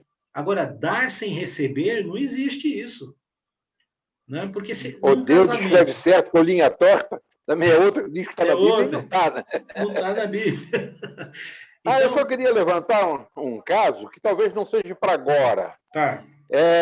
O fato de que Mateus e Marcos, no relato deles, lá na ressurreição, que as mulheres vão no túmulo para levar especiarias e tudo mais, sim. Mateus e Marcos falam que um anjo apareceu e falou com elas. E Lucas, o meu relato em Lucas, o Lucas diz que é 2 anjos. Isso. Talvez isso não seja para agora, mas... Tá ok. A gente conversa sobre... Nós vamos ter uma parte, mais na frente, nós vamos falar sobre diferenças ali e como compatibilizá-las, né? Como entendê-las. Tá bom? Tá. Obrigado. Valeu. Tá ok. Bem, eu queria que nós víssemos um texto e, por conta da leitura, de como a leitura é feita, a gente já consegue esclarecer muita coisa e com esse esclarecimento, a gente consegue se livrar de interpretações erradas. Alguns aqui, irmãos, já sabem, já viram isso, mas eu creio que é muito bom a gente repetir e analisar. É Apocalipse, capítulo 1. Apocalipse, capítulo 1. Eu tinha 2 textos, mas vamos ficar num primeiro aí, se der a gente faz o outro também.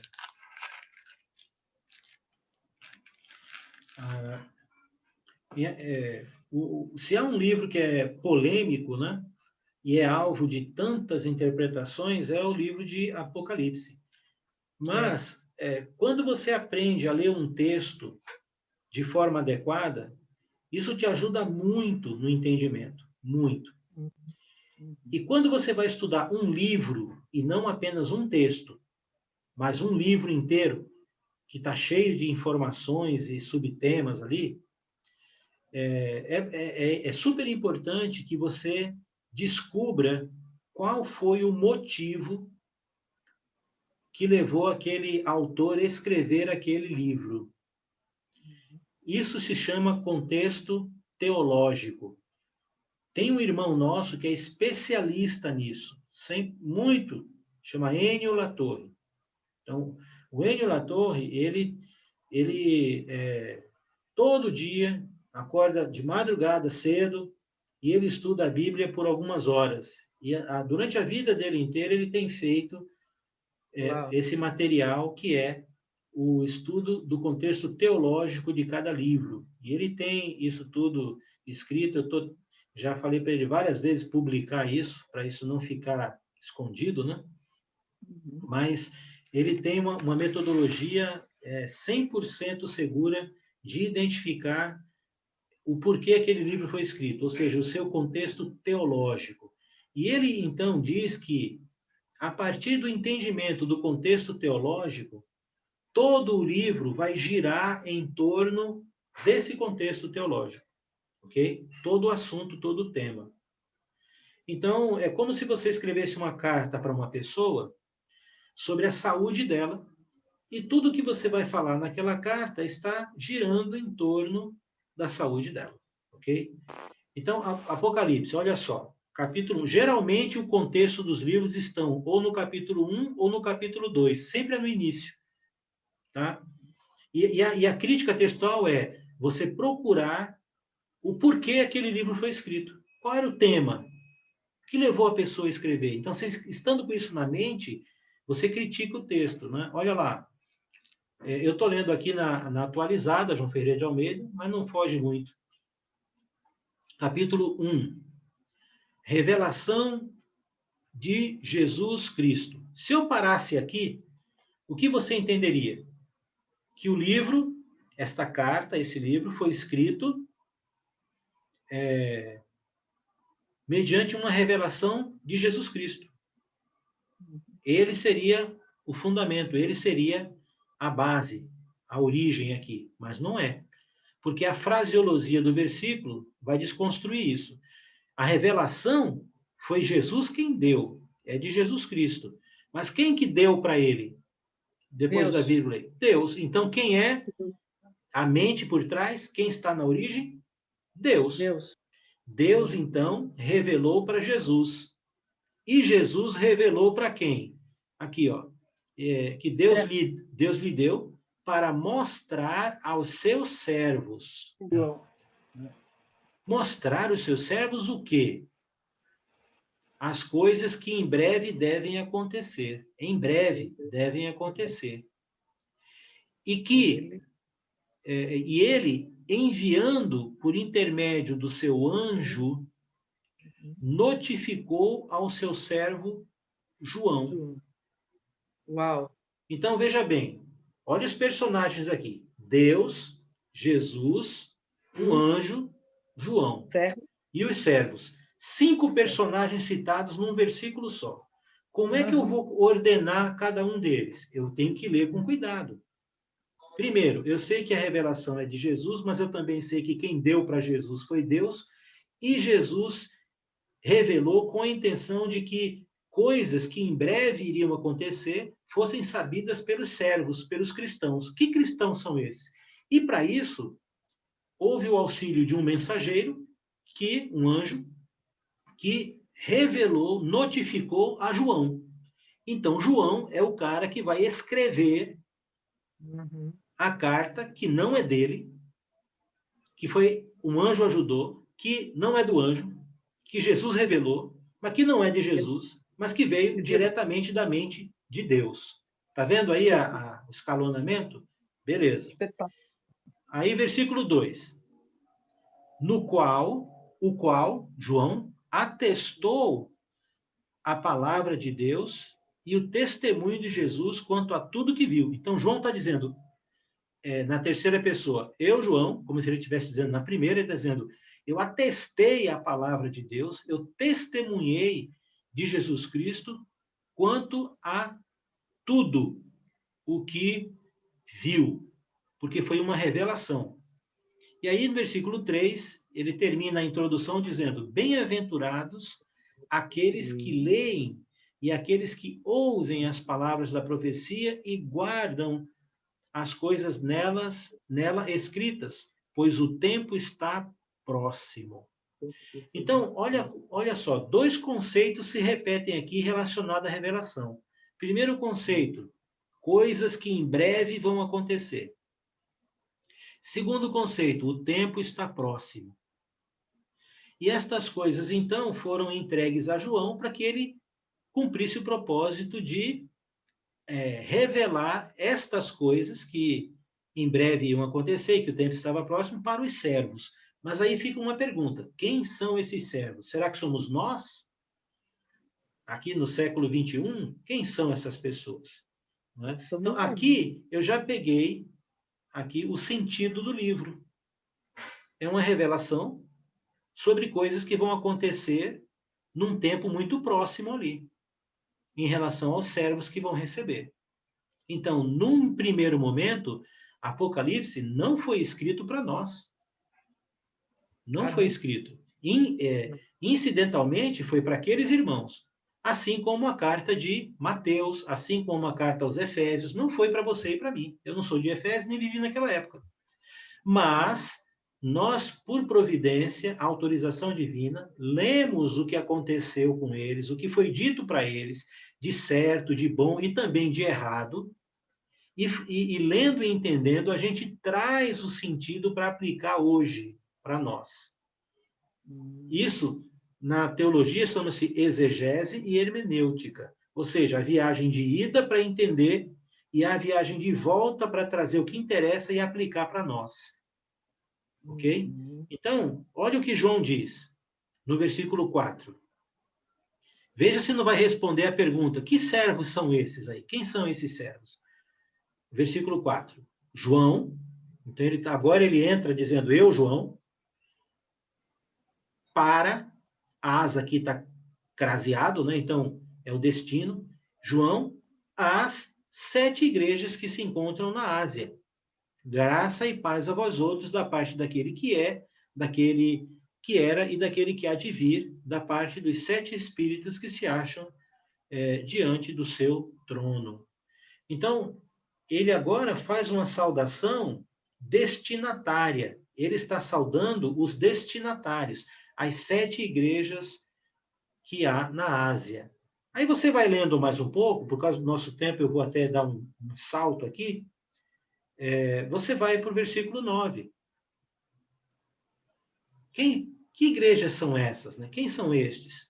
E aí ele fala, no versículo 9, eu, João, irmão vosso e companheiro na tribulação, ou seja, eles estavam passando por tribulação, por perseguição, e João era companheiro deles nisso, também estava, porque estava preso, né?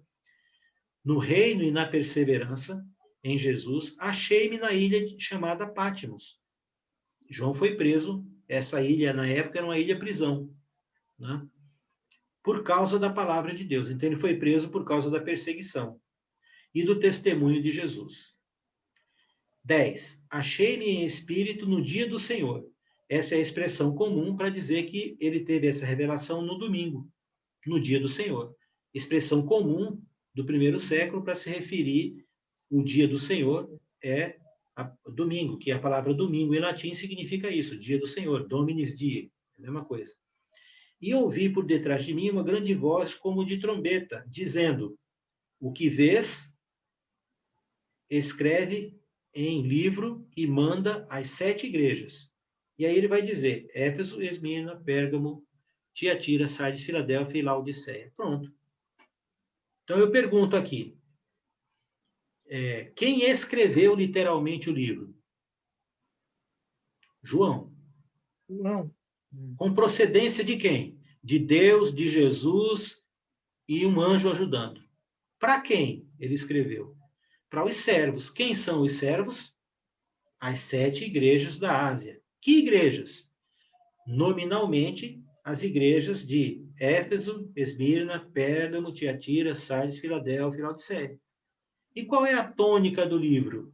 É exatamente revelar coisas para aquela igreja por conta da perseguição e por conta do sofrimento que eles estavam passando. Então, é um livro que você, quando começa a ler depois o resto do versículo do capítulo 1, você vai perceber que está destinado a estas congregações por conta delas estarem sendo perseguidas e sofrendo externa e internamente.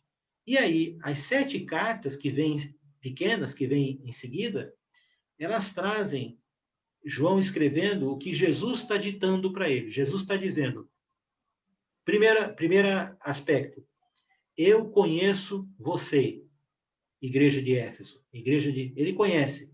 E aí ele vai dizer coisas boas que a igreja estava fazendo, e ele vai falar sobre coisas erradas que as igrejas estavam fazendo. Ora, se você tiver um tempo e você lê essas 7 bilhetes, cartinhas, procurando o que Jesus elogiou e o que Jesus criticou de errado, você pode aprender com isso e trazer para aplicar hoje, no sentido de que o que nós, hoje em dia, não devemos fazer de errado que aquelas igrejas estavam fazendo. Segundo, o que nós devemos fazer de correto que foi digno de elogio para aquelas igrejas. Então, aqui, nós temos 7 cartinhas que falam internamente da igreja, e nós podemos aprender e aplicar para o dia de hoje as coisas que são boas, para a gente continuar fazendo e fazer, e as coisas que nós não devemos fazer, que serviu de alerta para aquela igreja. Então, se você ler e separar isso, você já vai entender boa parte do que como uma congregação funciona, ou deve funcionar, ok?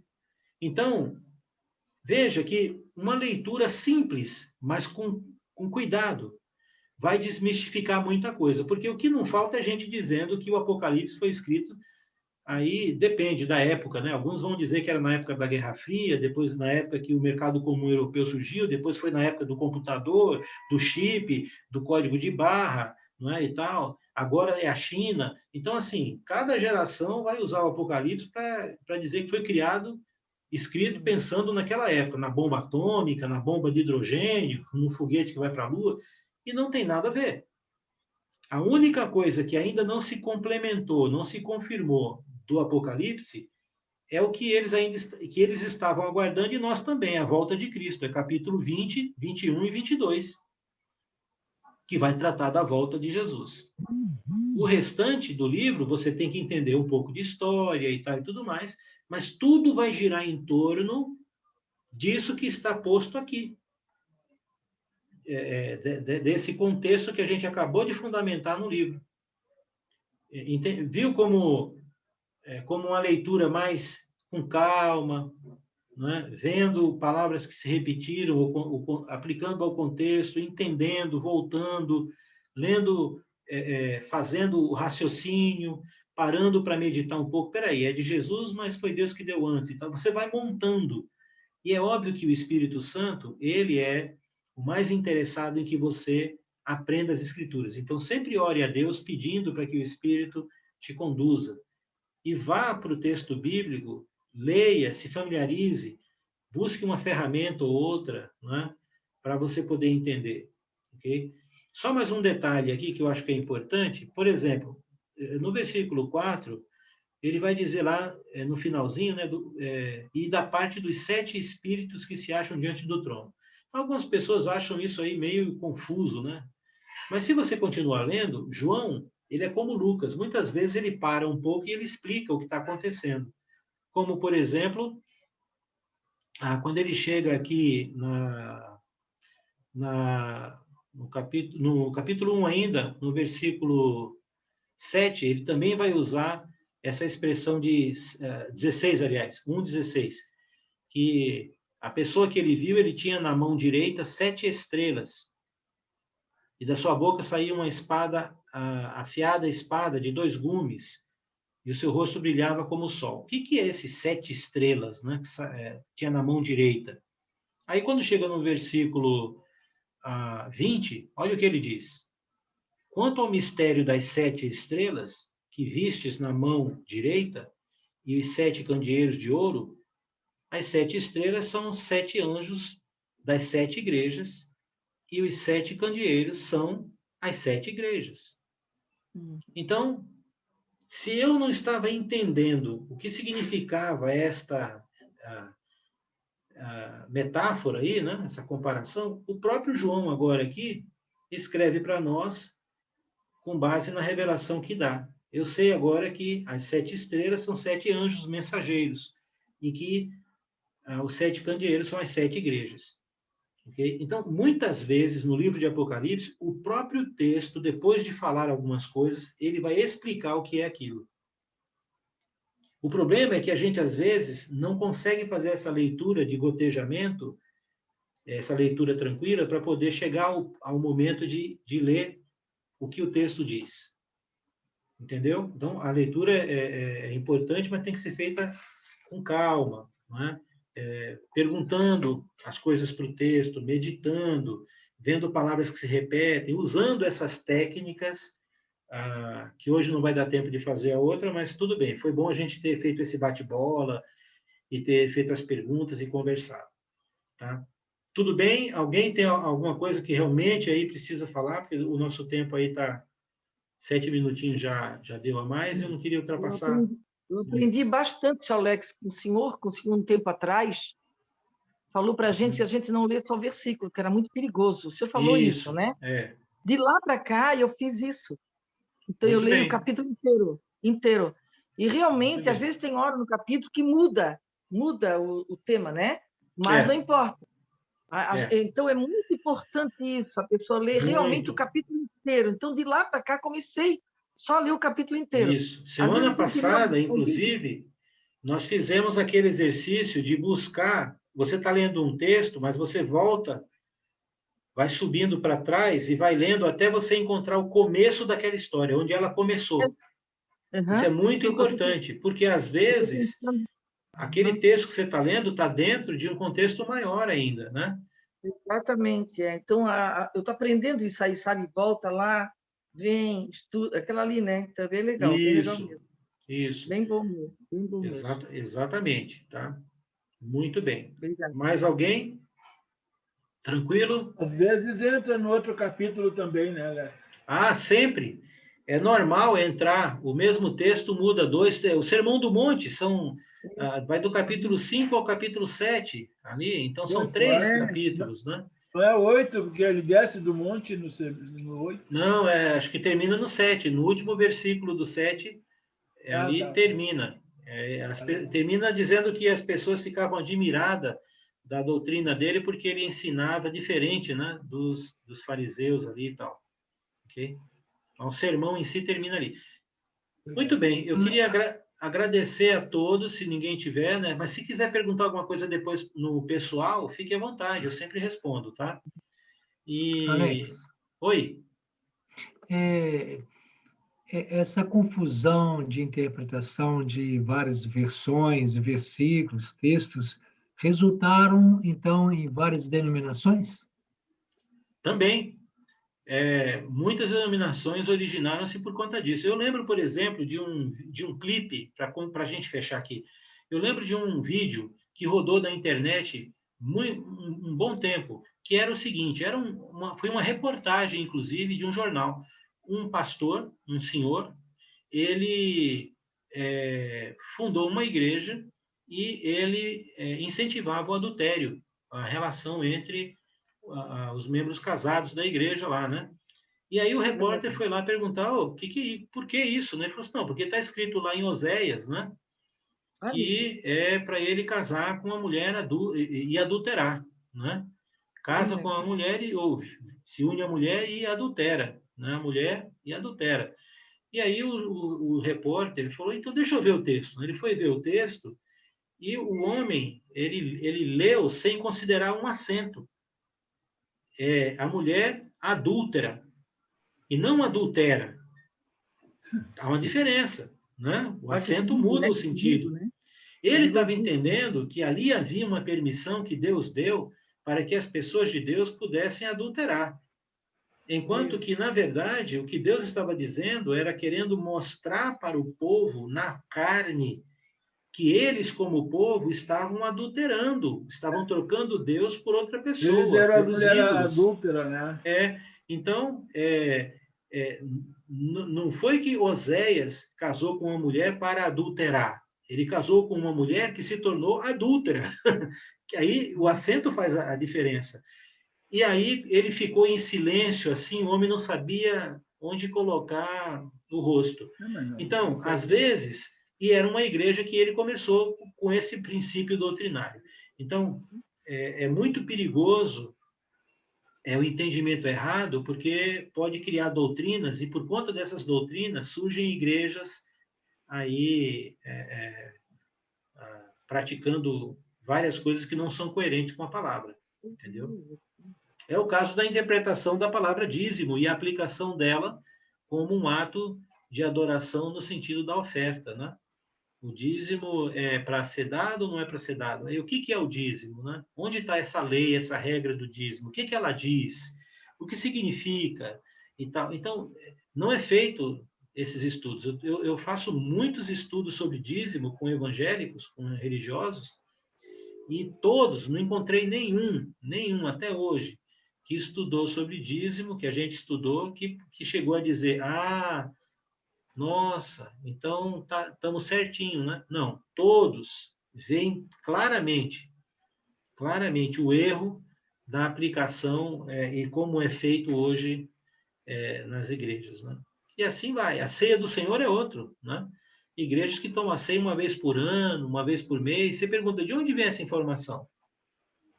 Onde está escrito esse procedimento nas Escrituras? Não sei, é assim aqui. Porque a Páscoa era uma vez por ano. Então, são deduções, não é? São entendimentos errados. E nós primamos por deixar o texto bíblico falar e a gente se sujeitar a ele. Esse é a Igreja de Cristo, no conceito de como ela estuda a palavra de Deus, é maravilhoso. Eu não conheço nenhuma denominação que tenha, eu não vou falar outra porque elas não são denominação, mas eu não conheço nenhuma denominação que eu já estudei que tenha a liberdade, o conceito de deixar simplesmente a Bíblia falar e se sujeitar a ela. Tá ok? Mas eu queria, então, agradecer a todos, que Deus abençoe, muito obrigado. Deus abençoe. Fiquem em paz, uma boa noite aí de descanso, de sono. Olha, foi muito bom, estou muito feliz. Um beijo no coração de todos aí. Boa noite a todos. Bom para vocês, Deus abençoe. Amém. Tchau, Simone. Tchau, queridos. Tchau, seu menino. Um abraço da dona Diva aí. Tchau, Inite. Logo a gente se vê. Santa Maria também. Logo estamos por aí. Que Deus abençoe. Tchau. 3, 2, 1. Tchau, tchau.